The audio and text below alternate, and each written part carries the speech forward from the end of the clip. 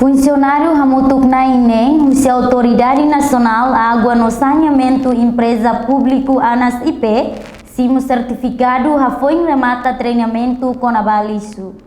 Cerimônia de atribuição certificado para funcionário ANAS IP Nainem, oficialmente entrega ao embaixador União Europeia e a Timor-Leste Ramon Reigada, quarta-feira semana e a salão encontro ANAS IP Kaikolidili. Funcionário Sirane participa treinamento durante a semana rua e a município Baucau no Manufahi.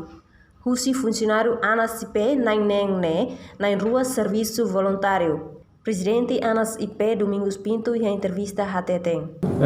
Hane handover bek ohimai primeiro itenia funcionário sira bek ANAS IP ni sira primeiro sira heta certificado.